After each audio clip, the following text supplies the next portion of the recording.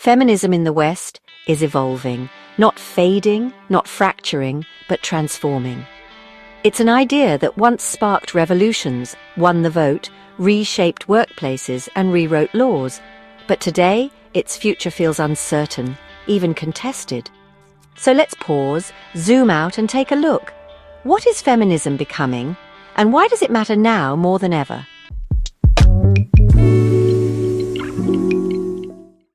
In its early stages, feminism was revolutionary, rooted in defiance, identity, and liberation.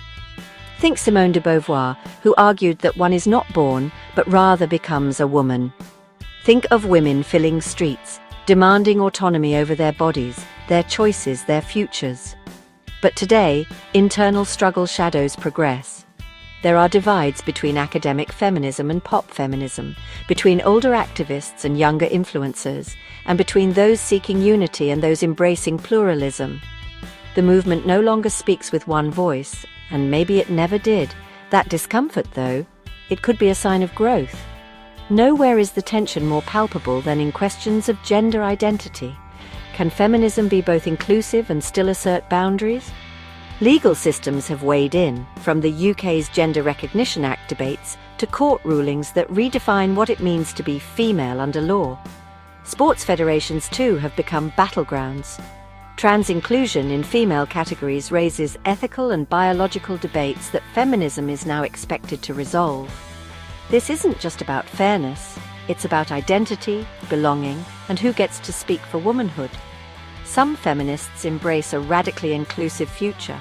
Others worry that dilution of categories undermines hard-won right. This isn't an easy chapter, but maybe that's the point.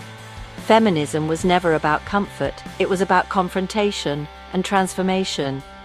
The #MeToo movement was a reckoning. It validated unheard voices, exposed abuses, and showed the deep flaws of workplace power dynamics. But there's a ripple effect not often discussed. Some men, in an effort to avoid conflict, withdraw from mentorship, social engagement, even basic collaboration with women. That fear creates silence, and silence can be dangerous.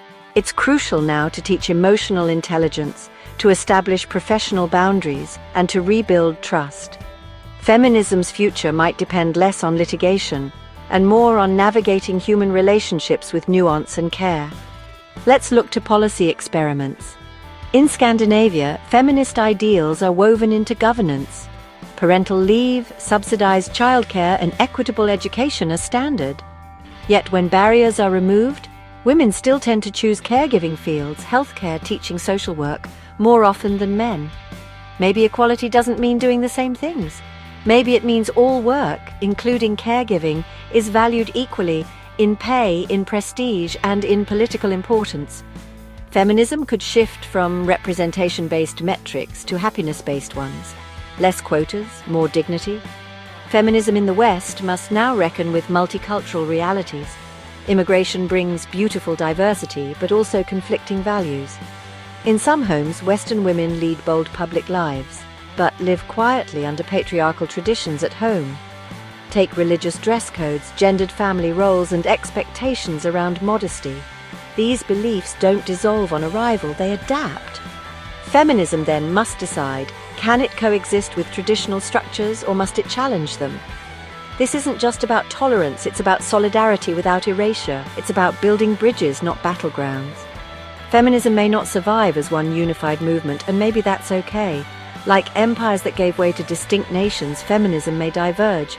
Spiritual feminism focused on healing and rituals, ecofeminism aligned with environmental justice, cultural feminism that defends ancestral practices. These branches carry the DNA of liberation, but adapt it to their own rhythm. It's no longer just Western feminism, it's global, intersectional, deeply personal. And that might be feminism's true evolution. Feminism's future won't be tidy, it'll be vast, full of contradictions, beauty, and reinvention. Its power lies not in perfection, but in its persistence. And that story is just beginning.